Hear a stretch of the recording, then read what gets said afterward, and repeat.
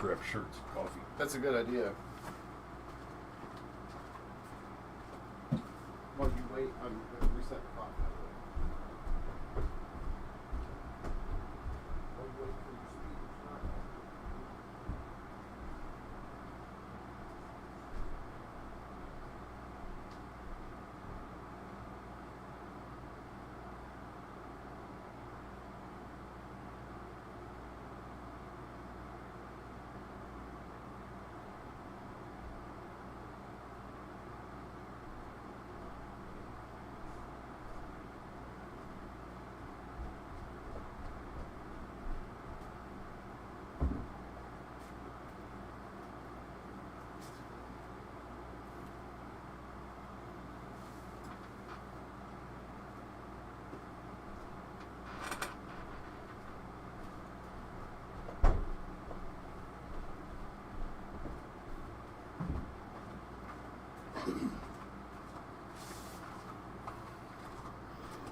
Yeah, we'll probably end up talking a little bit of conspiracy theory stuff today, too. I see audio. Let's do this.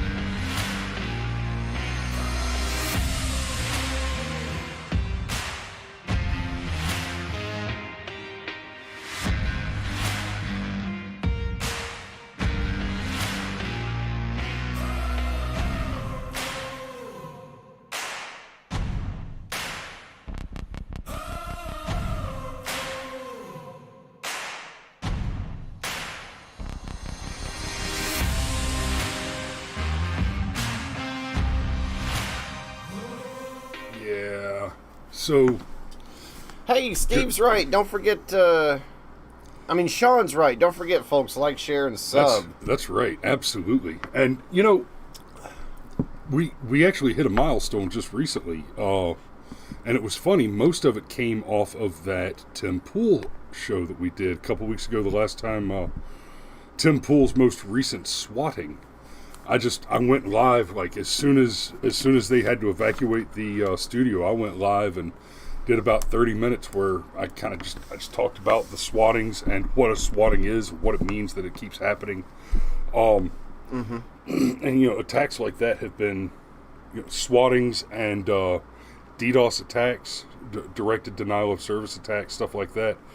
We know that Tim Pool's been hit by DDoSes when Daily Wire released the What is a Woman documentary. They got hit with a massive DDoS, and a DDoS, a directed denial of service attack, is when a series of computers are used to generate fake account users. So yeah, they try and log in over and over so again. It looks like millions of people are trying to log in over and over again. And what it does is it overwhelms the servers. So especially if you do something like this, a live show, a DDoS attack means that legitimate customers, legitimate viewers can't get in. That's why it's denial of service. They just overwhelm the servers and keep you locked out. But yeah, so as a result of that empty chair show, which, by the way, a testament to Tim Pool's popularity and the curiosity power of just straight suspense.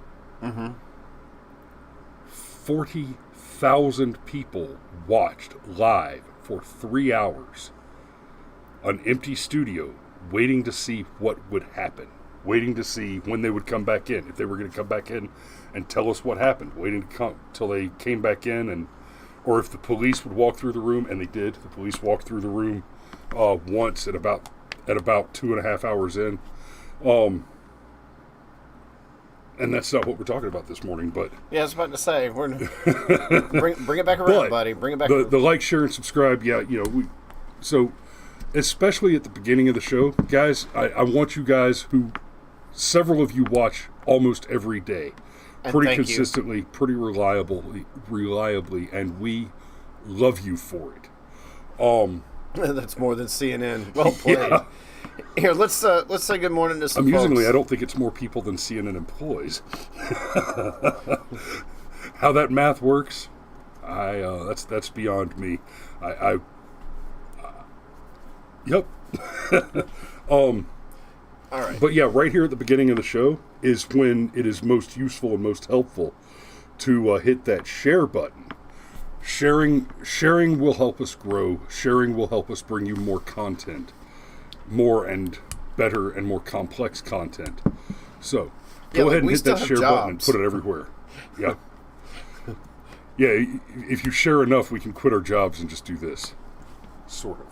So, let's say hey to people. Yeah, absolutely. We got SCRIMSW breaking the bank this morning with First Blood and Sergeant Major right after. I see Megan and Jamie. Good morning, WILBANKSes. Dan's with us. PITTDANNY, and of course Steve. I only see one Steve. I don't see the other Steve. I think Lieutenant Atombaum was in the comments before the live. Okay. So, good morning to Lieutenant Atombaum. And I see my mother is with us. Good morning, Ma. Ma joined us last night. Hey, there's another Steve. Uncle Steve is with us too, so we've got both Steves.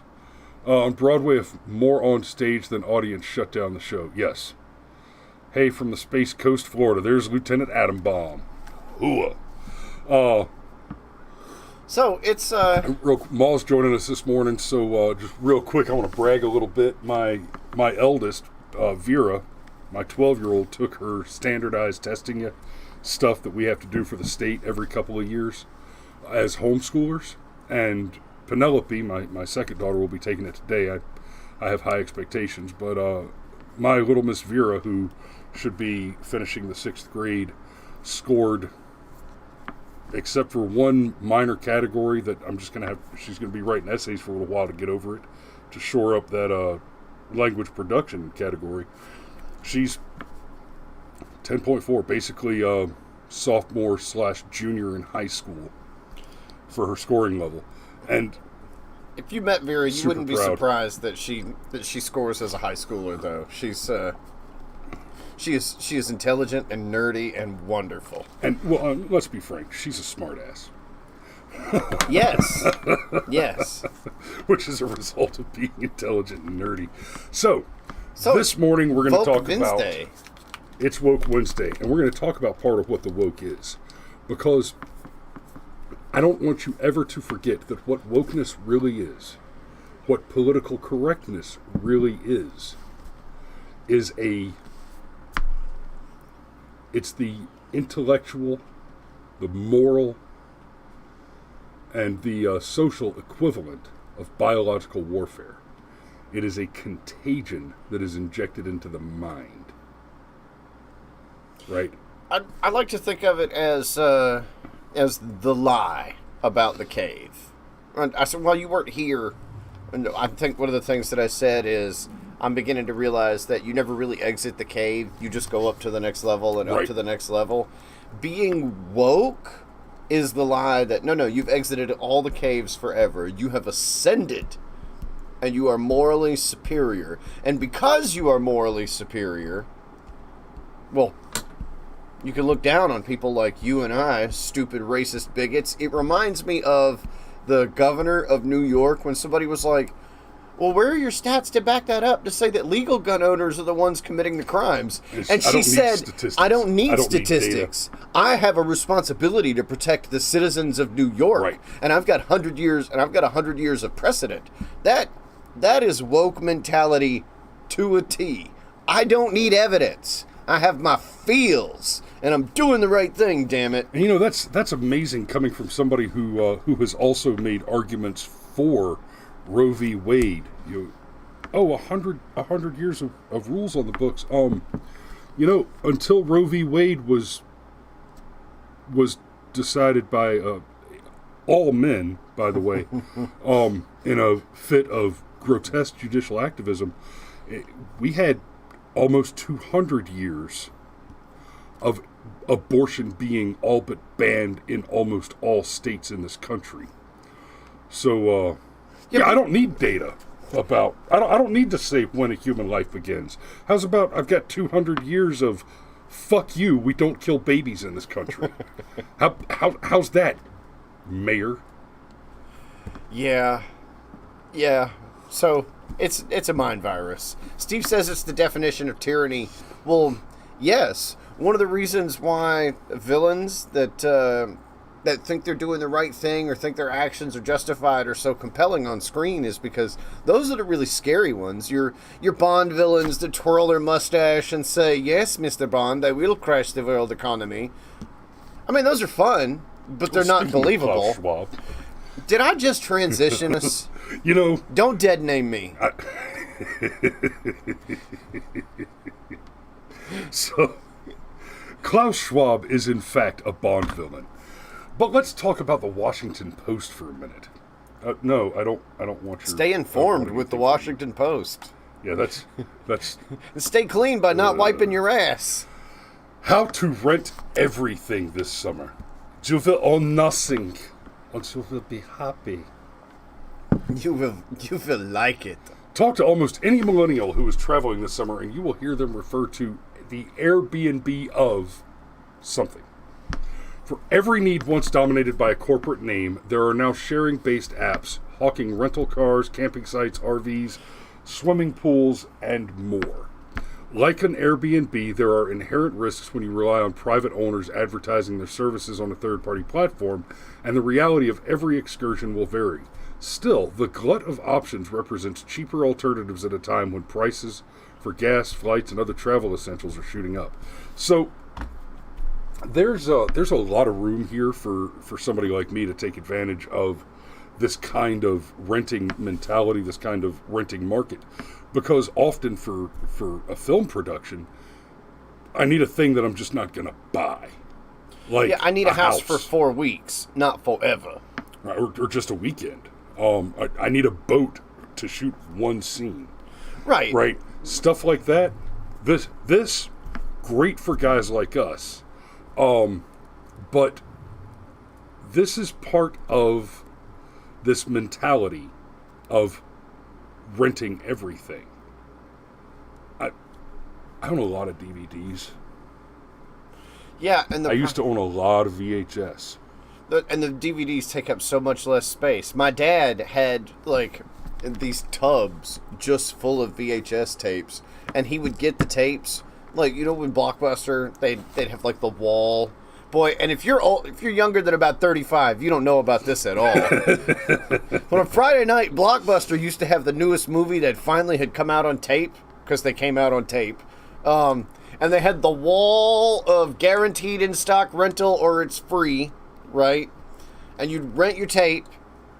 Well, Blockbuster had to do something with all those tapes after the first few weeks. So they'd go in their bargain bin where you'd be able to buy gently used tapes, and my dad would always pick through those. And Papa Sheepdog seriously had tubs and tubs of, like, movies with dust on them. Yeah. Okay? Like, oh, anyhow. But the point is, I've always preferred to purchase things and own them rather than rent them. We could rent all the cameras we use. We could. I don't want to. I like my camera. I do too. I have a thing. I like that my camera has my settings on it and my accessories on it. And is, well, mine. Yeah. And I know right where it is. And I know that if I need 4 cameras, they're right there. Right, exactly. Or 5. Or 12, frankly. I may have a problem. But what I don't have is a rental problem. And over time, the rent always cost more. Yeah, well, you're paying, in theory, when you rent, you're paying for a convenience. Yes, it costs more money, but, like, if you rent a very nice apartment, well, you're paying for a tennis court and a pool, and the fact that if there's a leak in your apartment, there's a 24-hour line you can call, and somebody will show up and plug the hole and tell you, okay, it's going to take us 3 days, and we'll have all this fixed. And so there's that. You know what? Crackshot brings up a very good question. If you have to live in a pod, It's funny. I was actually about to bring that up. Yeah. I was literally about to bring that up. So thank you, Crackshot. And the pods, I mean, the coffins. well, we've been seeing it. Like we were saying, it's you've got this mind virus going on. Think about the last, say, 10, 20 years. We've been seeing more and more of this stuff coming in. One of the things that we've been heard a lot about it during the pandemic. People screaming that owning property is not a job and you shouldn't get paid for it. So paying rent or being charged rent is immoral, right? Oh, those evil landowners, the evil rich people. Brr, brr, brr, brr, brr. These gig economy kids, sweetheart, somebody has to own it. You have to rent it from somebody, and would you rather rent it from a guy like me that spent 5 years saving up the down payment for a second house? Or would you rather rent it from BlackRock? Because that's about to be your option. and here's the deal, okay? BlackRock is gonna do a much more extensive background check than I'm gonna do. Like I you know what I'm saying? I'm not gonna care if you committed a felony 8 years ago at 21. I'm gonna care if you can pay the first and last month's rent, right? But yeah. So the gig economy, this is where the enemy takes a thing that should be good and twists it back on you. Freedom. When I went freedom. Freedom now, to, and then good old FDR with the freedom from. Right. Well, hold up there, swelled up. When you're free from a thing, does that mean you can no longer engage with the thing? Oh, freedom from fear, freedom from want. And that's exactly what's happened. We've gone from the freedom to work, from the right to work, to chasing the freedom not to work, which is a very different creature. Now, one of the things that I do, the real estate photography stuff, is kind of like the gig economy, kind of. Except I don't sit around and wait on clients. My client list fills up all day, every day. And I mean all day, every day. Right. But so when I want to take a day off, I just put it on my calendar and my booking agent doesn't book me for shoots that day. And that's very convenient, and that works out pretty good. It means it makes it easier for me to take on other clients for different types of production work. But we actually both at one point did the rideshare thing, right? I used my minivan, and I got a premium driving the minivan, doing Lyft and Uber. But even that, like, that was running money. That was grabbing a little side hustle, a little piece of something on the side between classes when I went back to college after I got out of the Army. I've talked to people who are out there trying to make a living, trying to live on just that, and they are working all the time. They're chained to that app. And then you start seeing things like, and they're chained, and part of the reason they're chained to that app is because they can get paid the same day. Right. And that's going to be the thing that, well, we've been moving in this direction for some time. As soon as the debit card was introduced, and correct, and the banks all got a couple of cents every time that debit card had money move on or off of it, like, it was going to incentivize everybody to move in this direction. You know what? I'm glad you brought that up. I hadn't even thought to include that in this particular conversation. Might be a little late. It may be, but go ahead. What were you saying? No, I said it. Oh, well, okay. So the rules were changed on how existing capital is calculated during the pandemic. See, during the period of the pandemic, 40% of all currency ever printed in the United States was printed during 2020. Now, wait a minute. Are we suggesting that printing trillions and trillions of dollars in about 28 months is going to lead to runaway inflation? I can't imagine where you might find evidence for that claim. How about the fact you that bought gas? or honestly, or paid rent, or tried to pay rent? Dude, Vera did really good on her test yesterday, so we went to Taco Tuesday. They were $1.99. The place around the corner? Frontera, but... Oh, that's because Frontera, dude. Go to the place around the corner. They were $1.29 until last week. They just went up last week. It's Frontera. The place around the corner. The place across Los Charros? Yeah. They just went to $1.25.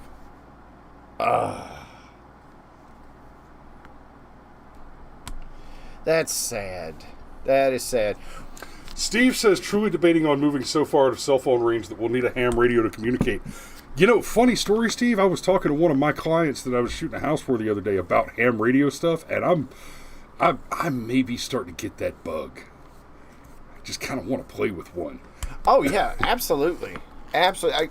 Look, and it probably won't be terribly long before those are regulated. And maybe not. Oh, they are regulated. Well, you know what I mean, though. Like, right now, we could just get into ham radio and anyhow, I don't want to go down that. You actually have to be licensed to operate ham radio, but... What? Yep. Steve says we can do classes together. Yeah. Okay, fair enough. Fair enough. So... Okay. I know, look, we just went off track. Okay, fine. You know, part of what they need for the Great Reset, though, like, you got to smash the Lego Tower to rebuild the Lego Tower. Right. So, people to be broke. That's smashed. Well, look, I need... Look, get woke, go broke, get woke, whatever. They don't care the order that it happens in. They want you woke and broke. Exactly. Correct, because then you're compliant, and you feel morally superior for being woke and broke. It feels good. Look, all that pain you're going through, barely being able to afford a bag of chicken at Kroger, no, that's a good thing. It's like the bread lines. That's a good thing. That means the system's working. Okay? Well, that's part of the whole victim thing too. Look, I think the next depression is coming. In fact, I think the next depression has already started. We just don't have the data yet. Because a couple of reasons. One, the obvious inflation. And when you start looking at prolonged double-digit inflation compounded with inflation, not with inflation, but with job rates, employment rates. Jeez, I'm just going to skip over that one. I'm also nearly out of coffee.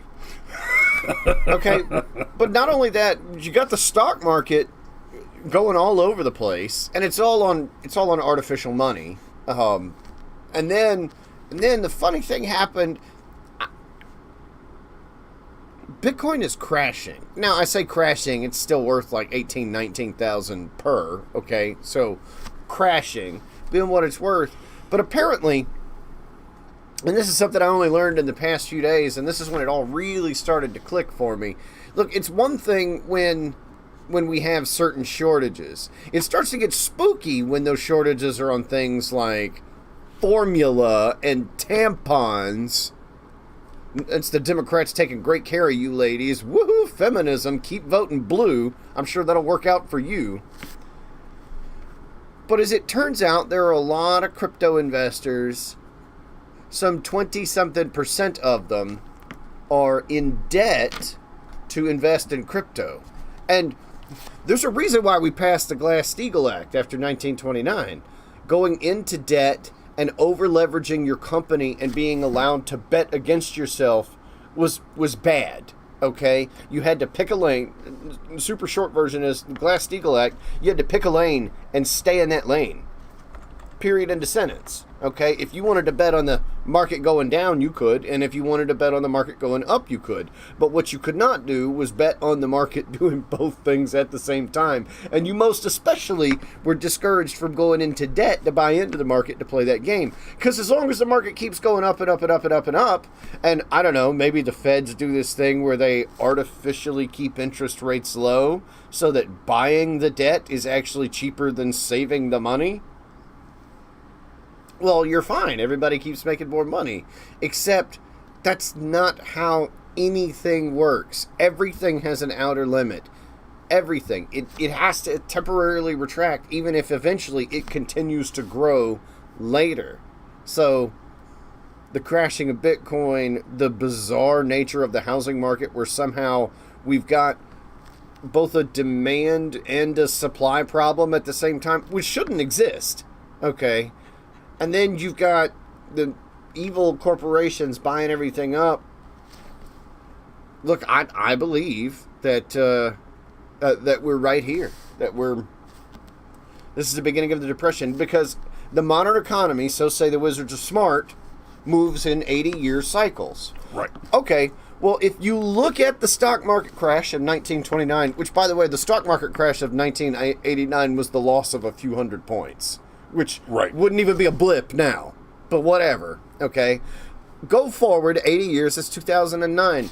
Hey, there was that housing crisis that happened in 2008 that should have crashed the world economy. And what did? We did a bunch of top-down government intervention because too big to fail, see? And now here we are, approximately 15 years later. Damn, Steve with the Mouseketools joke. Now here we are, approximately 15 years later, and it's all about to come down. And what's funny, again, you wind those clocks back 80 years, it was 1942. So basically, it took America being involved in a world war to end the Depression, which lasted for more than a decade. And let's be clear, part of what made the Depression so devastating is the government's own self-reported statistics included the fact that for all the money FDR spent, for all the social programs, unemployment didn't fall below 10% for a decade. And that's not even going into all the bizarre inflationary numbers and the things that people did in order to survive. There was actually a gig economy way back then. Folks would literally trade you shoes for watermelons because there just wasn't the money to do it any other kind of way. And that's where we are now. We just have the internet to help facilitate it. But hey, it's Woke Wednesday, and you will just remember the next time your kid goes to a public school. You'll be made to pretend to care. Yeah, and you'll be made to love your pot. You don't need anything more than a bed and a TV in your bed so that we can continue to pump your brain full of our propaganda. Yeah, the continual canonization of the victim is intended and is having the effect of making people not only accept the poverty that they're being driven into, but to seek it out.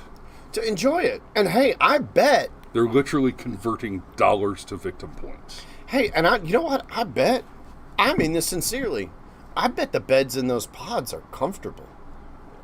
I bet they are. I bet they're fantastic. I bet they're pillow warm. Topper and everything. Yeah. And it's a minimum of what? You think 42 inches in those pods? Maybe. Minimum? And they're smart TVs because they want you to be able to keep watching your Netflix. You know, I had a really nice pillow top mattress with memory foam and a big fluffy pillow and warm blankets when it got really cold at night because there were no trees to keep the heat down, to hold it down on the ground where it came down, and that was in Afghanistan. In what we call a chew, which is a box made of plywood, which you can't afford anymore. Let's go, Brandon. So anyhow, yeah, it's Volkswagen, and you will own nothing, and you will be happy about it. Thank me for it. You will thank me. You no need to worry about how you will pay for things. There is nothing to pay for. This new phone has more typos than Rizzo in Greece. And on that note, ladies and gentlemen, I'm going to go to work. We love you, and we'll see you tomorrow.